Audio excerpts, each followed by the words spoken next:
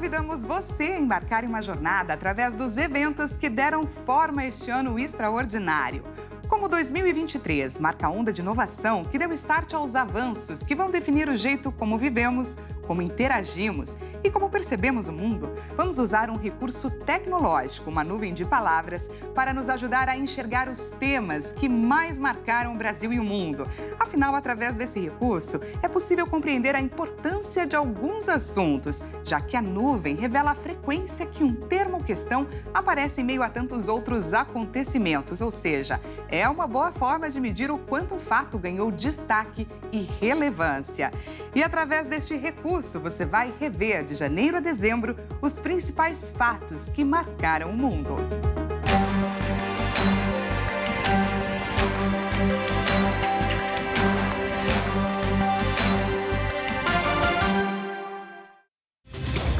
Que se forma, então, a nuvem de palavras com o primeiro destaque de 2023. Novo governo. O primeiro dia de janeiro de 2023, um novo governo assumiu o comando do Brasil. Luiz Inácio Lula da Silva retornou ao cargo de presidente da República para o seu terceiro mandato. Na cerimônia de posse do presidente Lula, ele convidou representantes do povo brasileiro, incluindo um indígena, um menino negro, um metalúrgico, uma cozinheira, um artesão, um professor, um jovem com deficiência, entre outros, e até mesmo uma cachorra, chamada Resistência, que subiram a rampa do Planalto em uma cena marcante.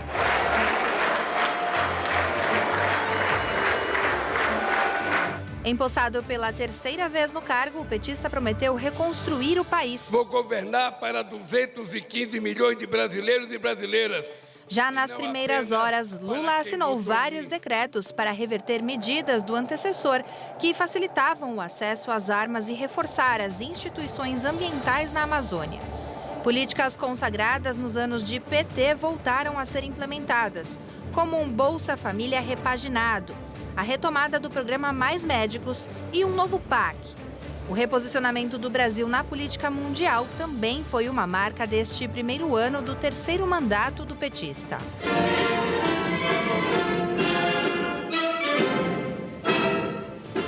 Voltando para a nossa nuvem de palavras, que nos traz mais um destaque que marcou o mês de janeiro. Nós acabamos de falar sobre a troca de governo, mas o que ninguém esperava é que uma semana depois da cerimônia de posse, Brasília seria o palco de um dos momentos que marcariam a história do país para sempre, o 8 de janeiro. Ao menos 80 ônibus com radicais chegaram a Brasília e se concentraram em frente ao QG do Exército, onde manifestantes já estavam acampados há meses. Vestidos com roupas nas cores da bandeira do Brasil e, às vezes, com a própria bandeira nas costas, os radicais se diziam patriotas e defendiam uma intervenção militar. Na tarde daquele domingo, dia 8 de janeiro, os extremistas invadiram o Congresso Nacional depois de romper barreiras de proteção colocadas pelas forças de segurança do Distrito Federal e da Força Nacional. Lá, invadiram o Salão Verde da Câmara dos Deputados, área que dá acesso ao plenário da casa. Os equipamentos de votação no plenário foram vandalizados. No Palácio do Planalto, os manifestantes depredaram diversas salas na sede do Poder Executivo e também invadiram o Supremo Tribunal Federal.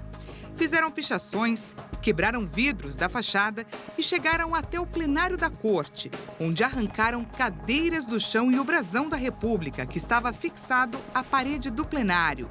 Eles também chegaram até a porta do gabinete do ministro Alexandre de Moraes. Peças como um relógio que Dom João VI trouxe para o Brasil em 1808 e uma obra de arte do pintor brasileiro Di Cavalcanti viraram alvos da fúria de participantes dos protestos. As forças de segurança tiveram dificuldades para retirar os manifestantes dos prédios dos três poderes e autoridades foram responsabilizadas por não conter os atos. Ao todo, mais de 1.500 pessoas foram detidas, das quais quase 600 foram libertadas na mesma semana. Antes da invasão, mensagens sobre o planejamento já circulavam nas redes sociais. O material expunha a intenção da organização dos atos em provocar ações violentas por parte da multidão, driblando a atuação policial. O ex-ministro da Justiça e, na época, secretário de Segurança do Distrito Federal, Anderson Torres, foi exonerado do cargo no mesmo dia e teve a prisão decretada ao longo da semana pelo juiz do Supremo Tribunal Federal, Alexandre de Moraes. O governador do Distrito Federal, Ibanez Rocha, também foi suspenso do cargo por uma decisão do mesmo magistrado.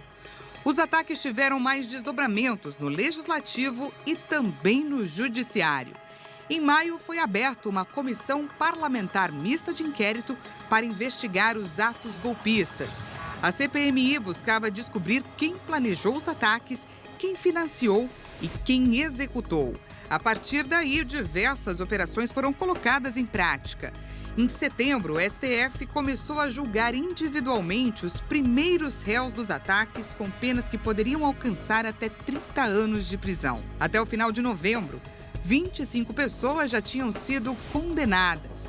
A Polícia Federal já cumpriu mais de 20 fases da Operação Lesa Pátria contra participantes e também mandantes dos ataques, que acabou se tornando permanente, com atualizações periódicas acerca do número de mandados judiciais expedidos, pessoas capturadas e também foragidas. As autoridades também buscaram identificar os responsáveis intelectuais pela invasão e os financiadores dos ataques. A Comissão Parlamentar Mista de Inquérito concluiu os trabalhos com o relatório final, que pediu o indiciamento do ex-presidente Jair Bolsonaro e de outras 60 pessoas.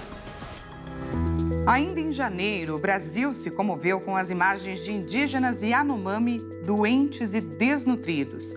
A tragédia humanitária era há tempos denunciada pelo povo local e por organizações não governamentais e tem como causa central o avanço do garimpo ilegal na terra indígena. Isso porque a ação dos garimpeiros contamina as águas dos rios com mercúrio, derruba a vegetação, afasta animais, leva à violência e uma série de doenças como malária e verminoses aos povos originários. Nos 4 primeiros meses de 2023, cerca de 122 mortes foram registradas entre os Yanomamis.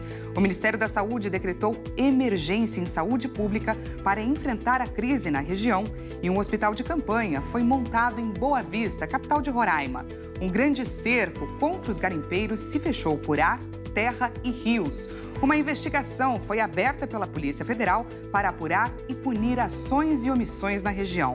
Mas acredite, pode até parecer uma notícia antiga, mas há poucos meses os povos indígenas Yanomami voltaram a correr risco. E menos de um ano após essa tragédia humanitária sem precedentes, o número de garimpeiros ilegais na região voltou a crescer. E após 3 anos de restrições por causa da Covid-19, a China reabriu as suas fronteiras. Mesmo com receios de novas cepas surgirem, mas com foco na melhora da economia, o país encerrou as restrições, dando sucesso à política de Covid-0. Nesse tempo, o país passou a ser menos rigoroso com a entrada de estrangeiros. Os trens super rápidos que ligam ilhas ao continente voltaram a atuar. Junto com a normalização nas fronteiras, a China também voltou a ver melhoras na economia.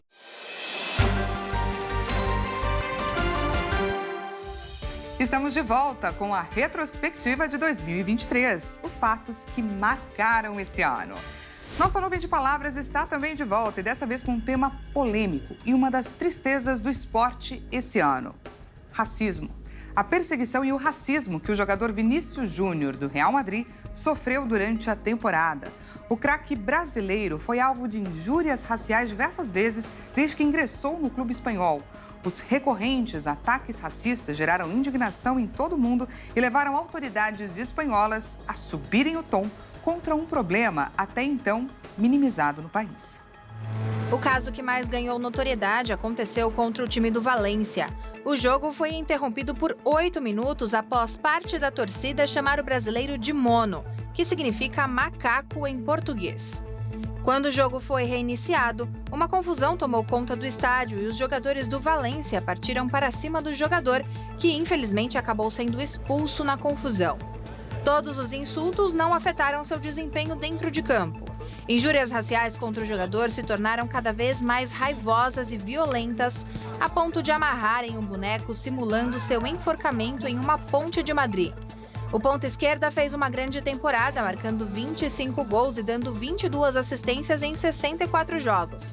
Além de ter marcado o gol mais bonito, Vini Júnior se mostrou craque dentro e fora do campo e acabou ganhando o Prêmio Sócrates, que premia o jogador com o melhor trabalho social do ano. A vitória veio por fundar e ser presidente do Instituto Vini Júnior no Rio de Janeiro. Discriminação racial existe em toda parte do mundo, inclusive no Brasil, que também foi palco de diversos ataques racistas. Porém, a luta de Vini Júnior é ainda mais emblemática por ser travada em um território europeu, levantando a bandeira antirracista fora de seu país de origem. No ano em que conflitos e mudanças climáticas tomaram conta das manchetes dos jornais, a República Democrática do Congo precisou se mobilizar para salvar parte da sua população que foi atingida pelas chuvas. Cerca de 400 pessoas morreram depois que a natureza mostrou a sua força no leste do país. As aldeias de Buchucho e Niabubuque foram as mais atingidas. Diversos deslizamentos foram registrados. A República Democrática do Congo é um dos maiores países da África e um dos mais pobres do mundo, assolado pela corrupção e também pela violência na parte oriental. Em 2023, vimos erupções vulcânicas redesenharem territórios, provocando evacuações em massa em diversas regiões. O Monte Etna, o vulcão Kilauea e o vulcão da Islândia, na cidade de Grindavik. Essas foram algumas das ameaças que marcaram o ano. Vamos relembrar. Em agosto, o Monte Etna entrou em erupção e deixou o sul da Itália em alerta. As erupções atuais causaram cancelamentos de voos do aeroporto próximo à cidade de Catânia. O uso de carros e motos também foi proibido por 48 horas devido à grande quantidade de cinzas nas estradas.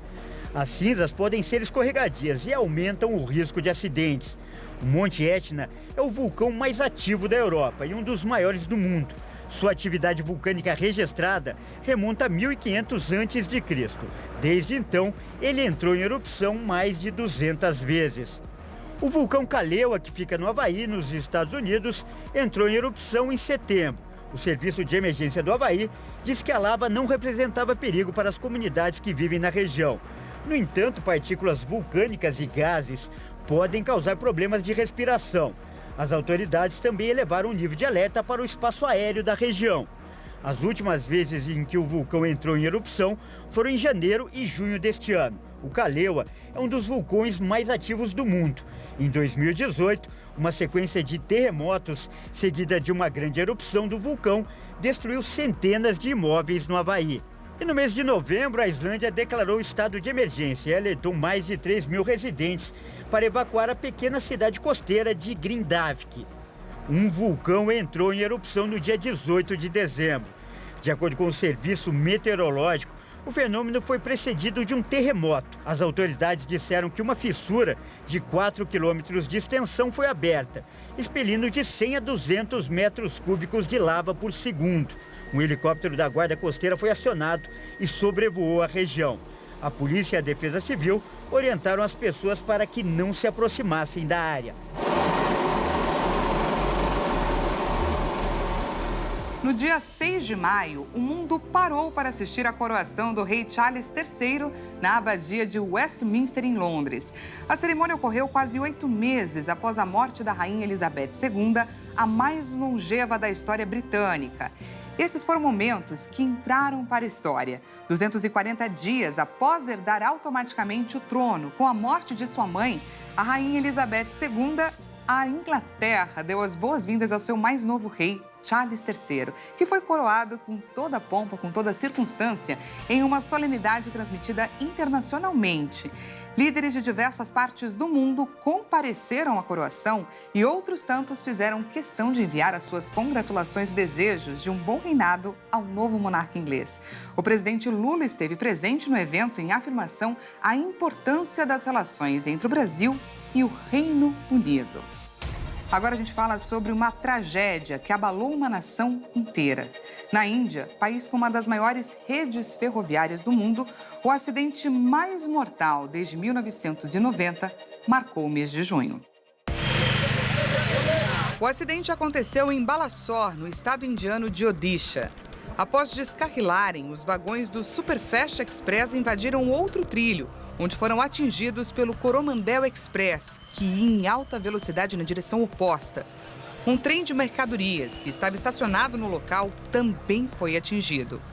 O impacto da colisão descarrilou 12 vagões do Coromandel Express e arremessou 50 passageiros pelas janelas.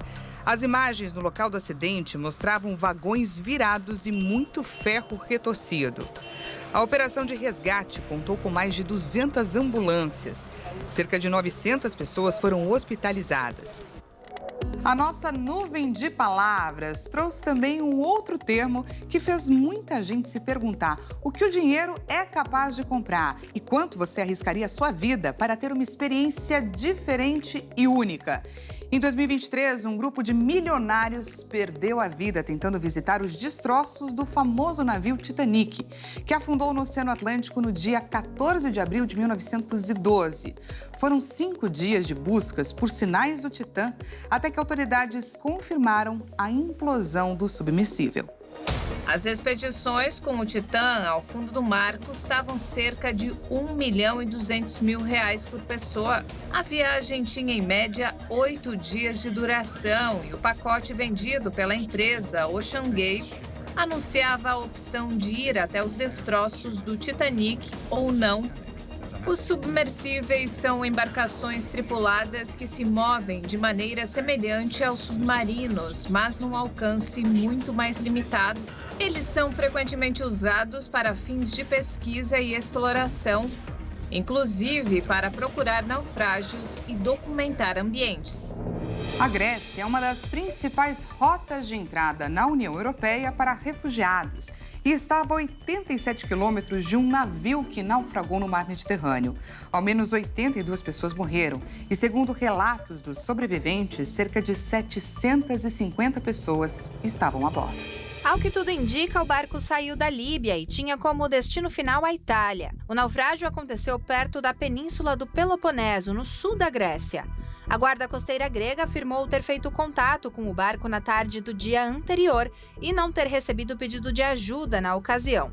As autoridades do país declararam que o Ministério de Navegação fez contato repetidas vezes com a embarcação. Na madrugada do naufrágio, ainda segundo as informações divulgadas pelo governo grego, o barco notificou a guarda costeira de que seu motor estava com defeito. Pouco depois, a embarcação virou, levando de 10 a 15 minutos para afundar completamente. A embarcação tinha entre 25 e 30 metros de comprimento. A operação de resgate teve a participação das patrulhas da Guarda Costeira, de uma fragata da Marinha Grega, de um avião e um helicóptero da Força Aérea, além de 6 barcos que já estavam na região.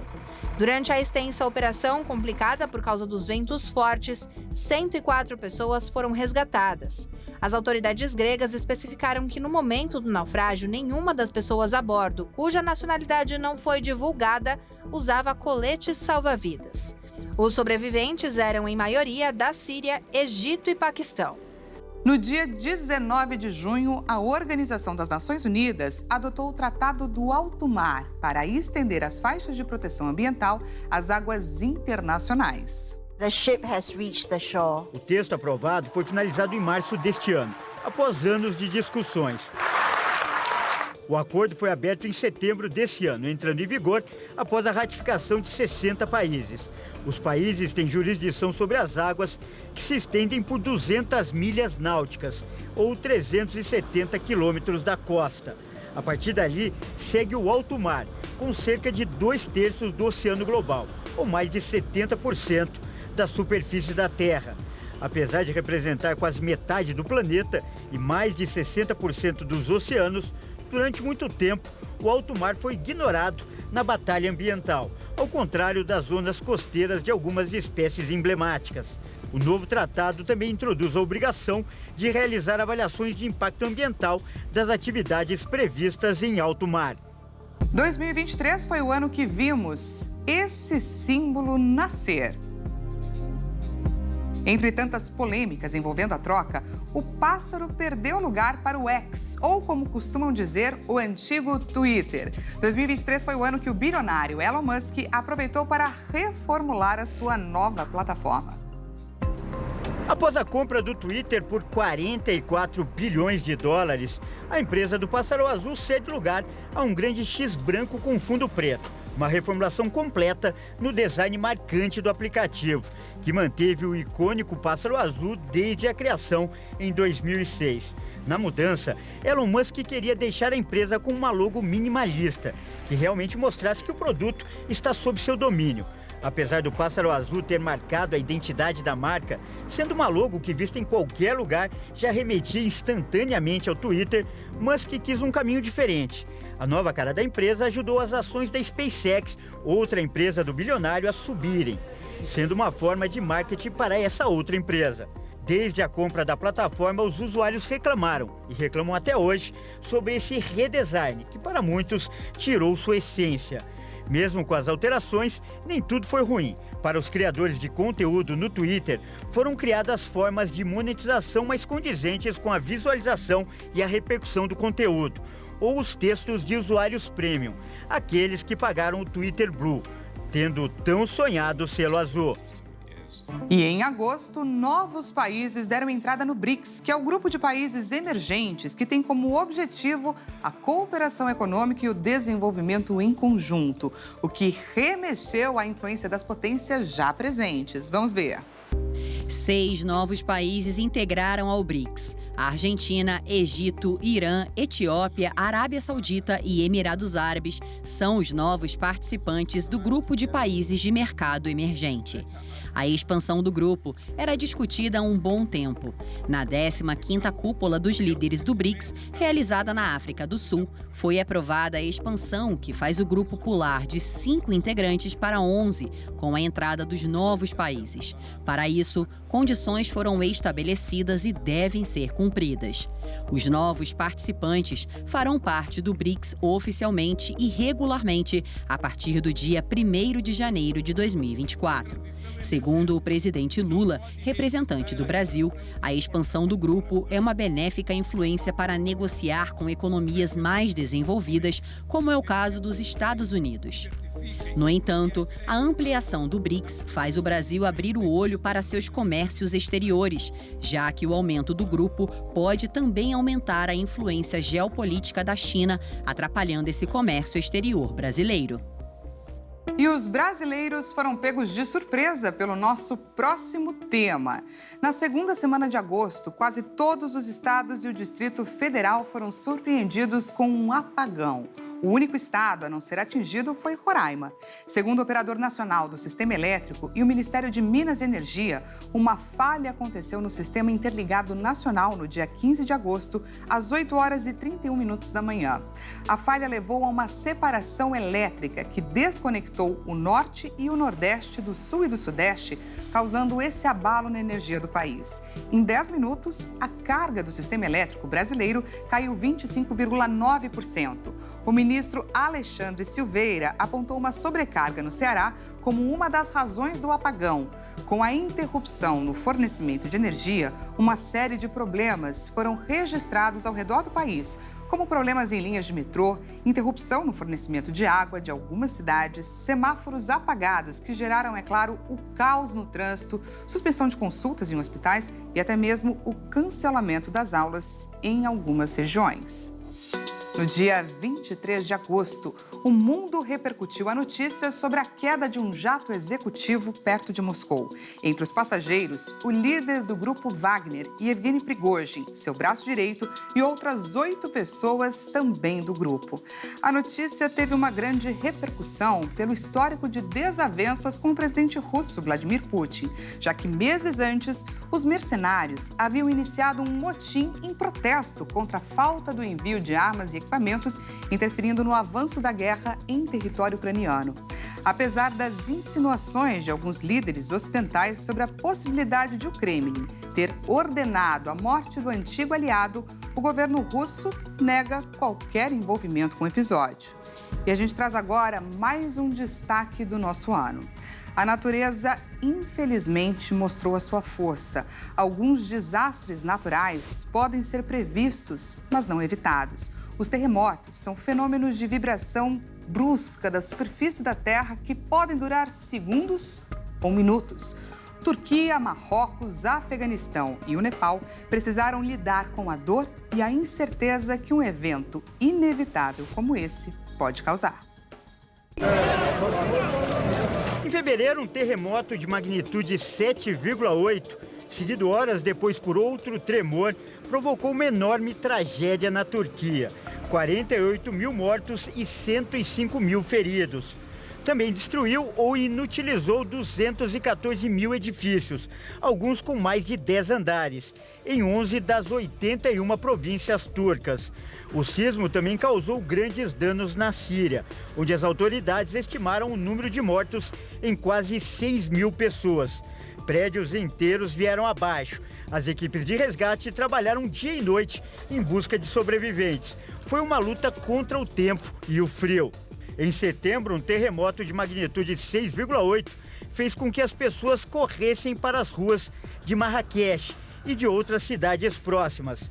Mais de 300 mil pessoas foram afetadas pelo sismo em Marrakech, ou seja, 1/3 da população da cidade. O total de mortos depois do tremor passou de 2.800, segundo o Ministério do Interior do país. As equipes de resgate enfrentaram grandes dificuldades nos trabalhos em vilarejos remotos na área montanhosa do país. Em outubro, cerca de 2.000 pessoas morreram depois que um poderoso terremoto atingiu o oeste do Afeganistão. O terremoto de magnitude 6,3 aconteceu a 40 quilômetros a oeste da cidade de Herat, na província ocidental de Herat, a terceira maior do Afeganistão. O terremoto inicial também foi sentido nas províncias vizinhas de Badghis e Farah e foi seguido por vários tremores secundários. Os danos no Afeganistão foram significativos devido a uma série de terremotos recentes, no meio de uma terrível crise econômica e da fome que assola o país. No início de novembro, no Nepal, pelo menos 69 pessoas morreram e dezenas ficaram feridas após um terremoto de magnitude 6,4 que atingiu o oeste do país. O fenômeno derrubou casas na região e fez edifícios em Nova Delhi, na Índia, tremerem. Tremores foram sentidos nos distritos vizinhos e até mesmo no Katmandu.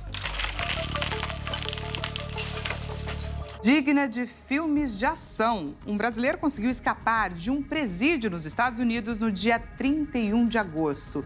Danilo Cavalcante, de 34 anos, fugiu da prisão na cidade de Chester, na Pensilvânia, nos Estados Unidos. As imagens de uma câmera de segurança do presídio mostram Danilo disfarçando em um local vulnerável do pátio da prisão. Ele escalou entre duas paredes que formavam um corredor estreito no pátio da cadeia e subiu no telhado. Foram 2 semanas de buscas. Cerca de 500 policiais foram mobilizados para capturá-lo. Durante as buscas, cães foram utilizados. Depois de fechar o cerco, um cachorro imobilizou o fugitivo, que depois foi levado para um presídio de segurança máxima. Em 2021, o brasileiro havia sido condenado à prisão perpétua por ter assassinado a ex-namorada Débora Brandão Evangelista. E as redes sociais foram tomadas em 2023 pelo mundo do esporte.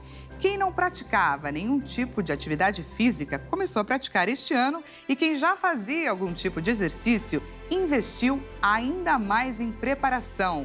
Em todo o mundo, os atletas de elite deram show, enquanto uma polêmica tomou conta da final da Copa do Mundo Feminina de Futebol. Vamos celebrar juntos alguns marcos do esporte em 2023. O tênis brasileiro viveu momentos históricos nesse ano. Bia Haddad Maia se tornou a primeira brasileira a chegar a uma semifinal de Grand Slam desde o US Open de 1968, com a lendária Maria Esther Bueno. Na Copa do Mundo de Futebol Feminino, a final foi marcada por um homem. Depois da conquista do título mundial pela Espanha durante a premiação, o presidente da Federação de Futebol do país deu um beijo forçado na atacante Jenny Hermoso, diante das câmeras do mundo inteiro. O caso foi parar na justiça como agressão sexual e coação, além de uma investigação da FIFA pela conduta do presidente Luiz Rubiales, que só renunciou ao cargo mais de 20 dias depois. Na Europa, um longo projeto esportivo finalmente chegou ao ápice. O Manchester City de Pep Guardiola conseguiu vencer a Liga dos Campeões pela primeira vez. O título continental inédito também foi conquistado aqui na América do Sul. Depois de tanto lutar e tanto sofrer, o Fluminense vence o Boca Juniors em pleno Maracanã e sai com a taça. E no Mundial de Clubes, as expectativas foram alcançadas. Manchester City e Fluminense duelaram na grande final, com vitória dos ingleses por 4-0. No Campeonato Brasileiro, a emoção foi até o final, com Botafogo fazendo o melhor primeiro turno da era dos pontos corridos do Brasileirão. Era de se imaginar que a taça ficaria lá no Rio de Janeiro.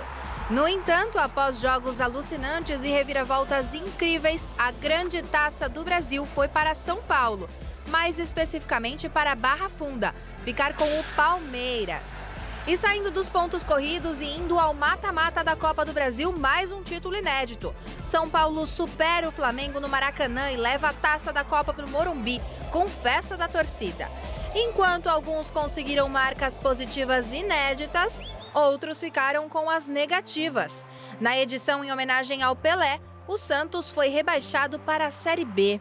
No próximo bloco, você vai ver mais notícias que marcaram o mundo em 2023.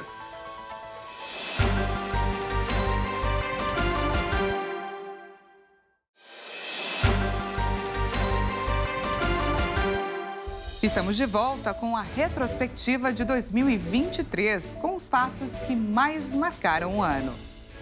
Em 2023, mais um conflito entra para a conta do mundo. O tema trazido pela nossa tecnologia aponta um fato que com certeza vai entrar para os livros de história. O dia 7 de outubro ficará marcado para sempre na memória e na história de israelenses e palestinos. O mundo parou para assistir ao maior ataque por terra, mar e ar orquestrado pelo grupo terrorista Hamas contra civis israelenses num fatídico domingo. Em reação, o primeiro-ministro de Israel, Benjamin Netanyahu, declarou guerra e afirmou que os palestinos pagariam um preço alto e que a resposta de Israel a Gaza mudaria o Oriente Médio. Um antigo conflito ganhou um novo e triste capítulo no segundo semestre deste ano. Israel prometeu aniquilar o Hamas após os militantes do grupo invadirem o país em 7 de outubro. Os combatentes islamistas atravessaram a fronteira por terra, mar e ar a partir da faixa de Gaza e cometeram verdadeiras atrocidades. As cenas encontradas por autoridades e também pelos sobreviventes mostram que as maiores crueldades foram realizadas. A ação parece ter pego de surpresa as forças de defesa de Israel, indicando uma falha dos serviços de inteligência do país. Mas esse é um tema que ficou para depois. A prioridade era deflagrar uma contraofensiva e retomar o controle das regiões invadidas o quanto antes. Tudo aconteceu de forma muito rápida, praticamente 48 horas depois. Mais de 300 mil reservistas foram convocados para reforçar o exército. Em seguida, um bloqueio total na faixa de Gaza foi colocado em prática, em uma região densamente povoada. Com a proibição da entrada de alimentos, água e combustível, item essencial principalmente para o abastecimento dos geradores, não demorou muito para que uma verdadeira crise humanitária se instaurasse, motivo de muitas críticas de autoridades internacionais e ONGs de direitos humanos e pela ONU. Líderes globais viajaram até Tel Aviv para manifestar apoio ao direito de autodefesa israelense, como o presidente americano Joe Biden, o primeiro-ministro britânico Rishi Sunak e o chanceler alemão Olaf Scholz. Mas muitos também sinalizaram a importância de se respeitar o direito internacional. Foram 2 semanas completas até que os primeiros caminhões com ajuda humanitária começassem a entrar a partir do Egito, pela passagem de Rafah, único posto de fronteira que não é controlado por Israel. Após 20 dias de bombardeios diários contra a faixa de Gaza, que atingiram escolas administradas pela ONU, hospitais, mesquitas e campos de refugiados, o exército israelense iniciou uma operação terrestre. Militares divulgaram vídeos em que mostram túneis subterrâneos que seriam usados pelo Hamas, depósito de armas e laboratórios de fabricação de mísseis. Segundo Israel, o subsolo de escolas e hospitais, como o de Al-Shifa, maior centro médico de Gaza, seriam postos de comando do movimento islamista. Mais de um mês e meio depois do início da guerra, uma trégua foi alcançada, após negociações envolvendo os governos do Catar, Egito e Estados Unidos. O texto determinava a soltura de pelo menos 50 pessoas sequestradas, mulheres e crianças, em troca de libertação de 150 palestinos prisioneiros em Israel. Inicialmente prevista para 4 dias, a trégua foi estendida, dentro de um dispositivo de que para cada 10 reféns adicionais libertados, haveria um dia extra de trégua. A evolução do conflito entre Israel e Hamas para uma possível guerra regional com outros países envolvidos não se concretizou, apesar de hostilidades pontuais, como bombardeios entre Israel e facções que ocupam o sul do Líbano e tensões com os rebeldes Houthis do Iêmen. Fugindo da violência que estourou no Oriente Médio com o conflito entre Israel e Hamas, dezenas de brasileiros foram repatriados pelo Itamaraty. Um primeiro grupo de cidadãos vindos de Israel desembarcou em Brasília poucos dias após o início das hostilidades. Na sequência, foi a vez dos que moravam na Cisjordânia. E somente mais de um mês depois do começo da guerra, brasileiros e parentes que moravam na faixa de Gaza conseguiram retornar ao país.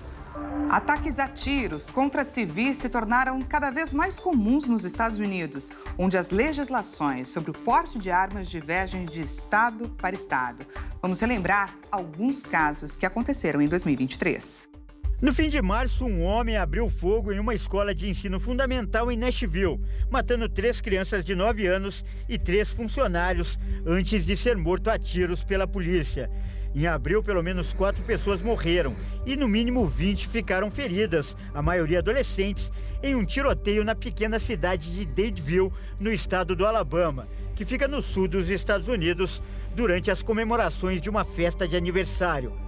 Poucos dias antes, autoridades confirmaram que 2 pessoas morreram e outras 4 ficaram feridas em um ataque a tiros em Louisville, no Kentucky. Em outubro, após uma busca que durou mais de 2 dias, o suspeito de um ataque a tiros ocorrido no estado americano do Maine foi encontrado morto.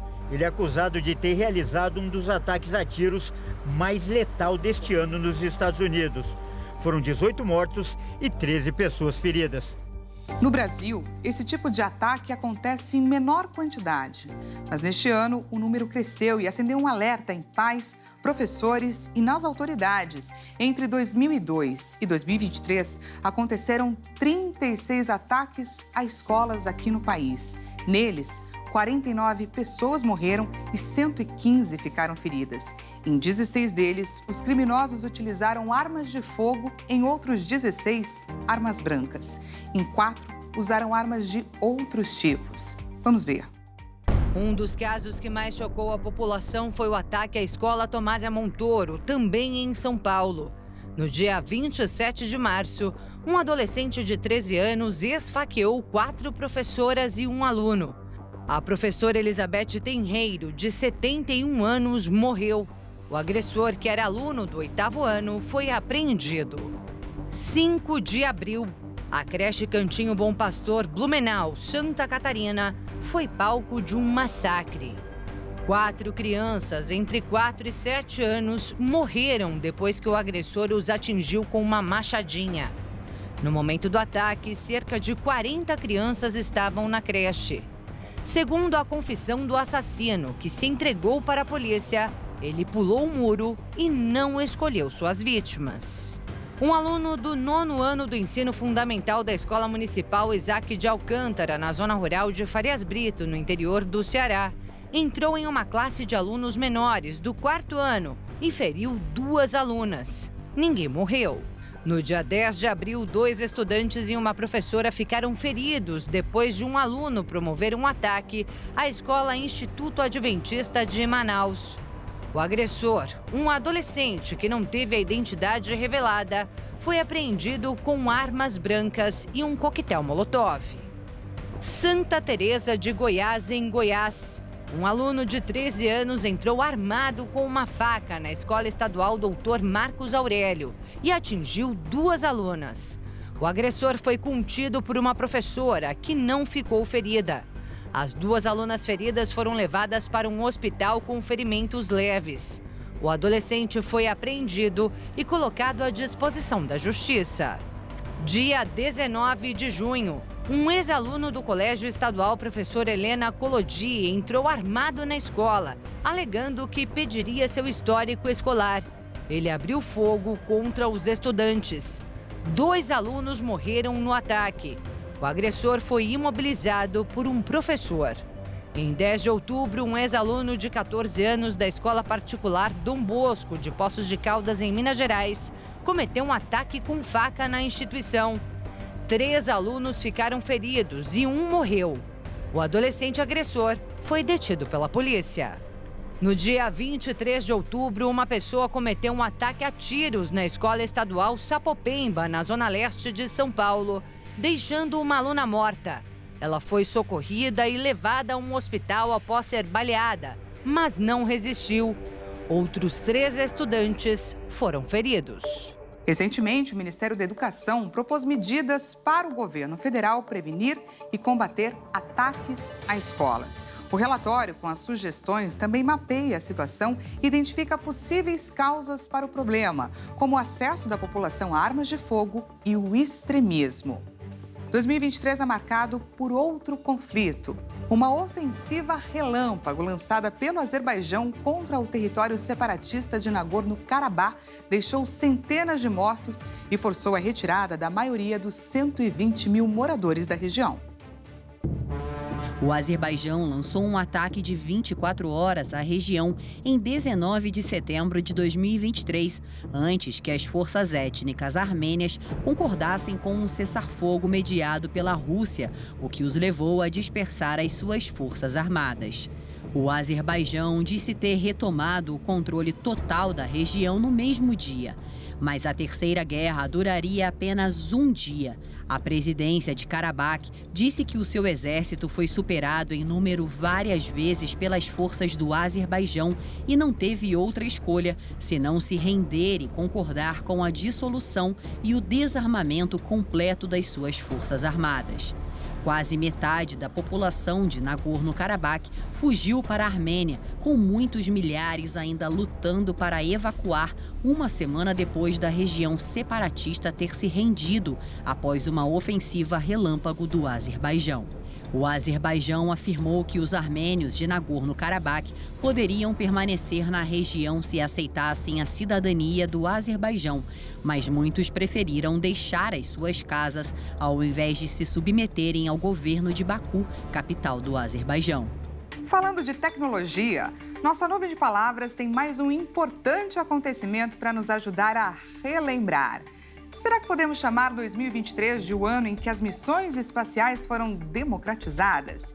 Não sei se chega a tanto, mas nesse ano vimos sim outros países ganharem os holofotes com conquistas, tendo a Lua no centro da corrida espacial. A Índia, por exemplo, lançou uma sonda para estudar o Sol, logo depois do sucesso de pousar num local nunca explorado antes, no Polo Sul da Lua. Vamos rever. Rússia e Japão bem que tentaram, mas foi a Índia que conseguiu aterrissar uma sonda na Lua. Os indianos se tornaram o primeiro país a pousar uma nave perto do Polo Sul lunar, cravando o seu nome na história junto às famosas missões da NASA, como a Apollo 11. E encorajada por esse feito, não demorou muito para anunciar o seu novo desafio: observar os ventos solares e seus impactos nos padrões climáticos da Terra. O fracasso da Rússia chamou mais a atenção pelas consequências do que pelo desfecho da tentativa. Afinal, o cientista responsável pelo envio da sonda que se espatifou pelo espaço morreu de maneira suspeita, envenenado tempos depois. Mistérios à parte, 2023 foi um ano decisivo para as grandes empresas privadas. Para a Virgin Galactic, esse foi o ano em que a empresa colocou pela primeira vez passageiros voando pela experiência e não pelo caráter profissional.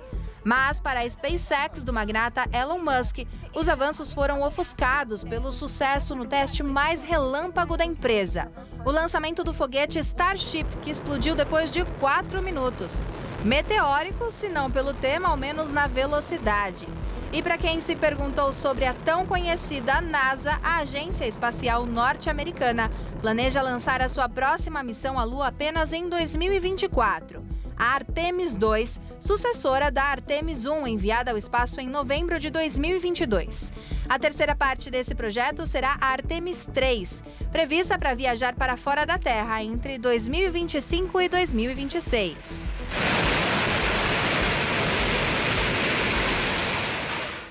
Podemos dizer que esse foi um ano histórico e desafiador para os indígenas. Além de fatos, como vimos anteriormente, como a emergência em saúde pública de importância nacional diante da situação dos Yanomami, logo no início do ano também tivemos a discussão do marco temporal.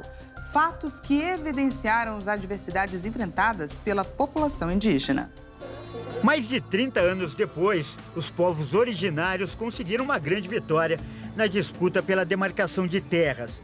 Após anos de análises e debates, o STF formou maioria e rejeitou um marco temporal, defendido pelo poderoso lobby agropecuário. A tese só reconhece como territórios indígenas aqueles ocupados pelos povos originários quando a Constituição foi promulgada, em 1988. Mas a questão deixou o Judiciário e migrou para o Legislativo, com o Senado aprovando um projeto de lei que estabeleceu uma regra que contraria a decisão do Supremo. O presidente Lula vetou o ponto central do PL, mas sancionou trechos que reforçam a transparência do processo de demarcação.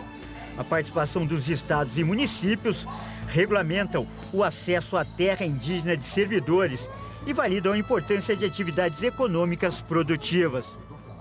Esse foi o ano que Javier Milei tomou posse como novo presidente da Argentina. Após receber os símbolos de comando, a faixa azul e branca e o tradicional bastão presidencial das mãos do chefe de Estado em despedida, Alberto Fernandes, o novo presidente discursou aos cidadãos de costas para o Congresso Nacional, como manda a tradição.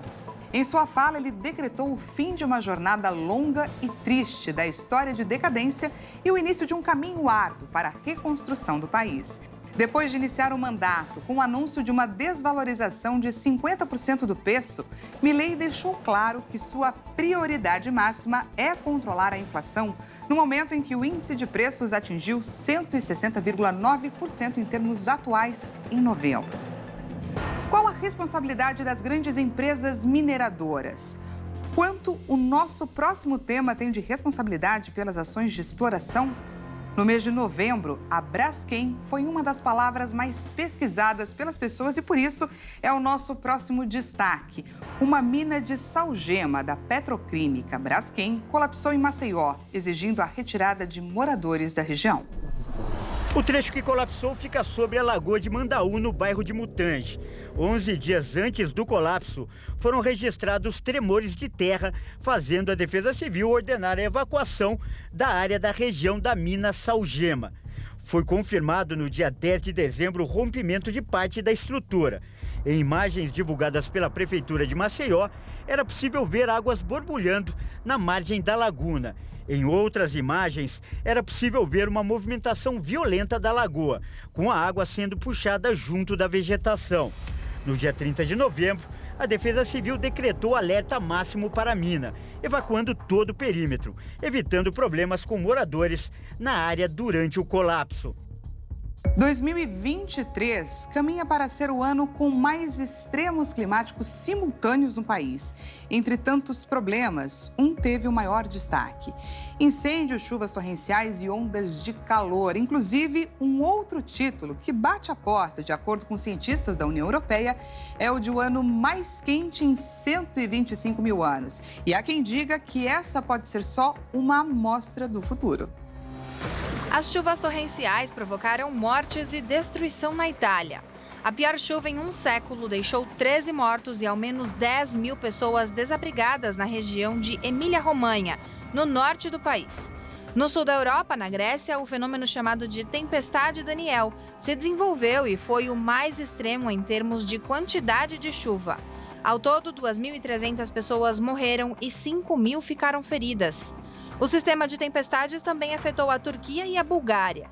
Na cidade mexicana de Acapulco, o furacão Otis, de categoria 5, causou destruição e a morte de quase 100 pessoas.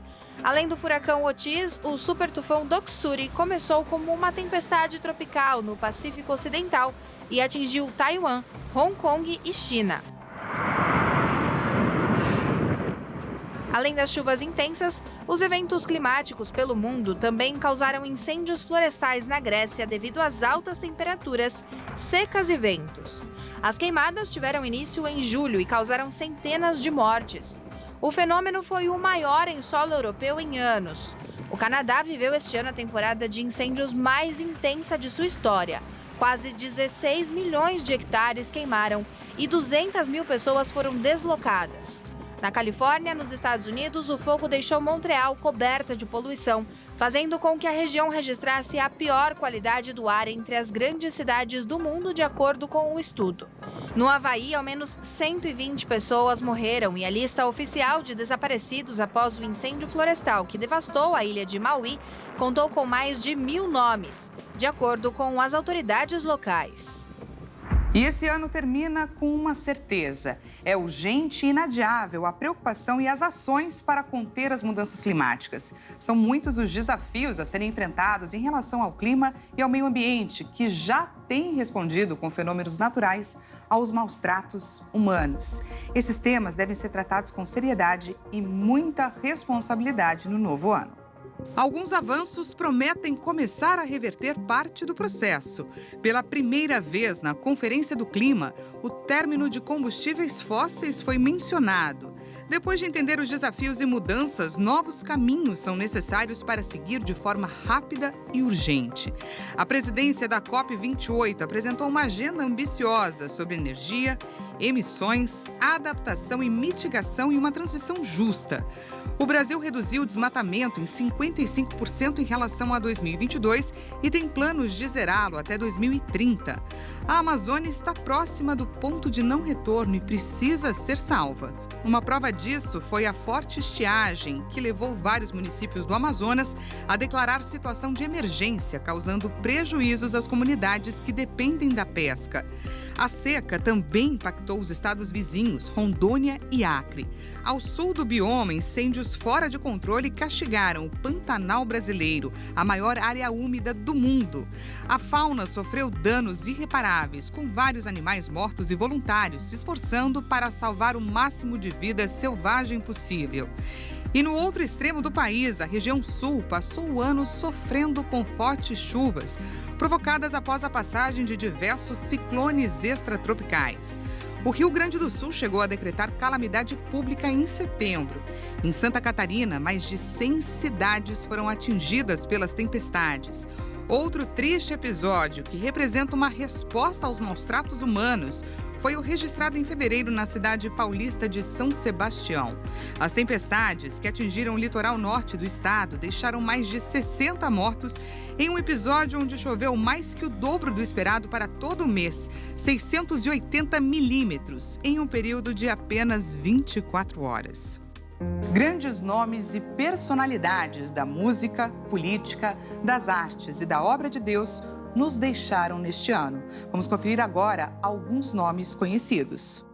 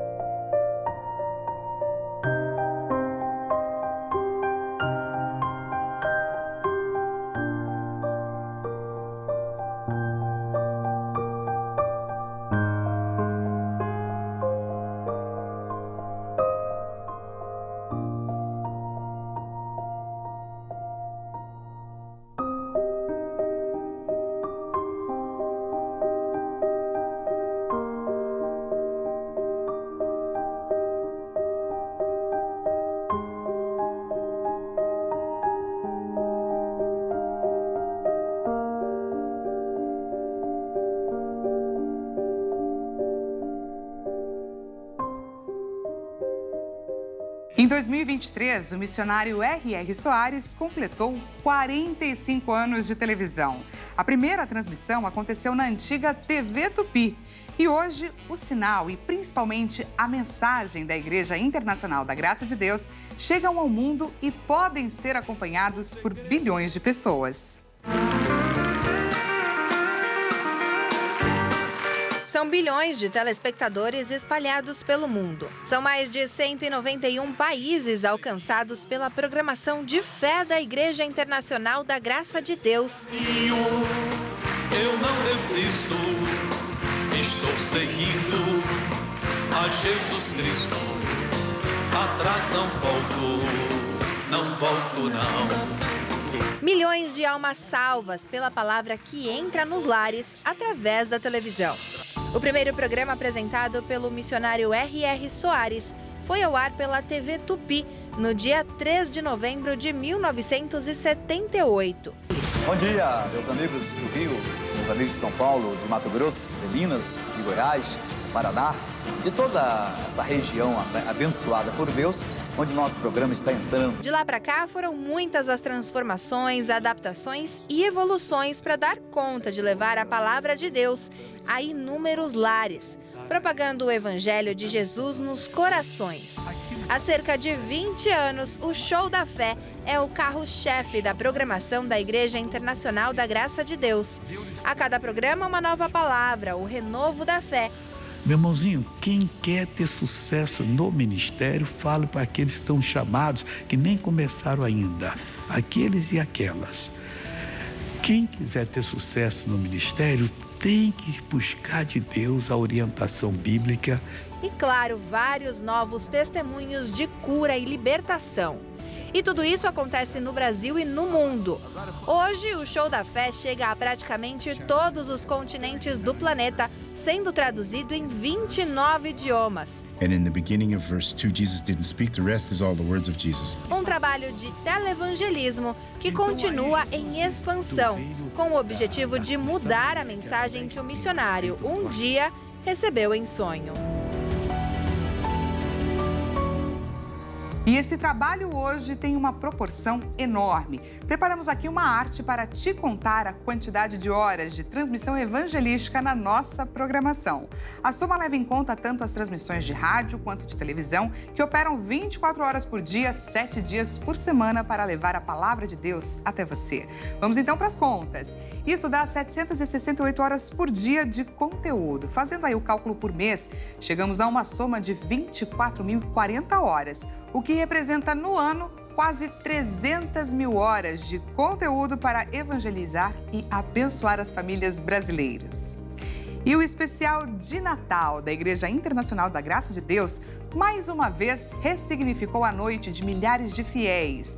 Como em todos os anos, a Hit TV preparou uma programação especial para a véspera de Natal, com o espetáculo Determine até ver acontecer. A Orquestra da Graça abriu o espetáculo de Natal.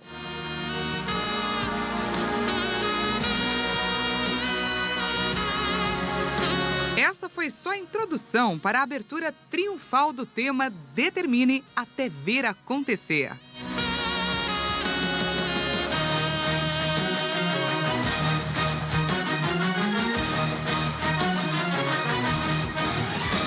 Que nessa noite você desfrute dessa, vamos dizer, peça de algo especial que a Igreja Internacional da Graça de Deus traz para todos. Doutor, determinar é não desistir. É saber quem você é e quem está por trás de você. É claro, você está simplesmente com a palavra de Deus. Que nessa noite você desfrute da determinação, sem desistir dos seus sonhos, sem desistir das suas orações. O Ministério de Artes dos Jovens que Vencem preparou essa peça de teatro emocionante com o roteiro de Danilo Fernandes e produção de Elvis Xavier. Em meio aos conflitos vividos na ficção, palavras de fé em forma de música e dança tomaram conta do palco. Te adorarei, mesmo se a cura não chegar, e se o meu barco naufragar, eu te adorarei. Mais de 120 pessoas formaram o elenco da peça, entre cantores, dançarinas e o grupo de Libras. Determinação foi o propósito da Igreja Internacional da Graça de Deus ao longo de todo o ano, trazendo uma ferramenta importantíssima para qualquer pessoa que esteja enfrentando uma grande batalha, uma busca ou simplesmente um novo propósito. Essa foi a proposta para iluminar a noite do 24 de dezembro para quem precisasse receber uma palavra de fé. Deus alcançou os lares de quem clamou por uma grande transformação. A mensagem foi clara. Independentemente do tempo que demore, determine. É só até acontecer. Oh, glória, nós damos glória. Ele vem para mudar a nossa história. Oh, glória, nós damos glória. E vamos todos dar a volta da vitória. E vamos ver então qual o próximo tema. A Igreja Internacional da Graça de Deus merece reconhecimento e destaque todos os anos pelas ações e pelos eventos especiais para espalhar a palavra de Deus além das fronteiras. Em 2023, os eventos marcaram o ano da determinação. Só na sede da Igreja Internacional da Graça de Deus, os 5 ministérios realizaram mais de 10 eventos voltados para a evangelização, levando a palavra de Deus não só para dentro das casas das pessoas, como também dentro dos corações de quem esteve presente. Em 2023, os Jovens que Vencem Teens ganhou os seus 2 primeiros eventos, com muita alegria, música e mais da palavra para aqueles que costumam enfrentar muitos desafios naquele período de transição entre a infância e a adolescência. Ele me amou primeiro, meu coração eu entrego em teu altar, em gratidão por minha vida salvar.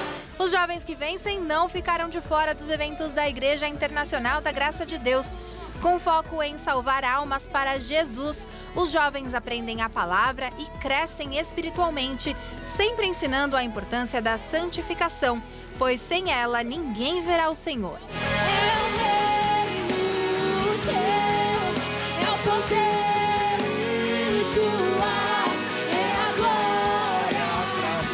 Com o Ministério Mulheres que Vencem não foi diferente. Despertado pelo público feminino para viver a vontade de Deus, desenvolver a autoestima, curar feridas emocionais, resgatar os princípios da família e valorizar a fé, é claro, e a confiança em Deus. Além disso, uma super novidade. Esse ano, pela primeira vez, o culto das mulheres foi traduzido em 14 línguas.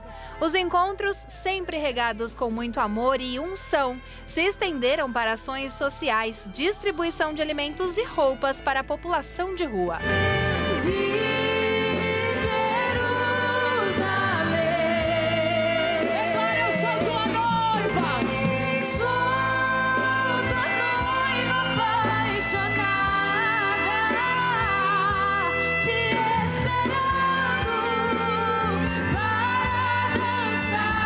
O projeto de evangelização dos pequenos no Crianças que Vencem não ficou parado. Com os temas Identidade de Jesus e RG do Céu, de forma lúdica eles aprenderam durante todo o ano sobre a Bíblia e sobre como Deus age nos corações de cada um. Vai levar a quem nele crê. Tá chegando o dia, tá chegando a hora. Vou me preparar, pode ser agora. E por último, mas não menos importante, os Homens que Vencem continuaram o seu trabalho, fazendo a diferença na vida de muitas pessoas, orando por quem precisava da cura e das bênçãos de Deus. Vira e mexe, você pensa até em fazer uma besteira. É uma depressão, é uma insônia. Eu não sei qual é a aflição que você tem enfrentado. Eu sei que o Todo-Poderoso está aqui no nosso meio. E a gente não vai perder a oportunidade. Esse foi o ano onde a tecnologia foi a grande protagonista. Um ano onde os conflitos se intensificaram e as pessoas precisaram olhar um para o outro com compaixão. Onde a fé foi a maior aliada no enfrentamento das dificuldades. E antes de encerrar, o missionário R.R. Soares tem uma mensagem para o seu 2024. Bom, meus amigos, o ano está terminando, mas nós estamos aqui para dizer a você que nós estamos abençoando todas as pessoas e você está abençoado. E não se esqueça até de fazer o seu projeto de vida, porque 2024 será o ano da verdade real, o ano que você já deve entrar de cabeça erguida, marchando firme para conseguir a libertação de Deus. Aquele abraço, Deus abençoe, em nome de Jesus. Que em 2024 você possa viver o melhor que Deus preparou para você.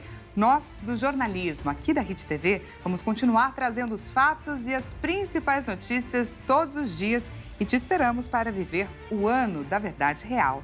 Toda a nossa equipe deseja a você um feliz Ano Novo.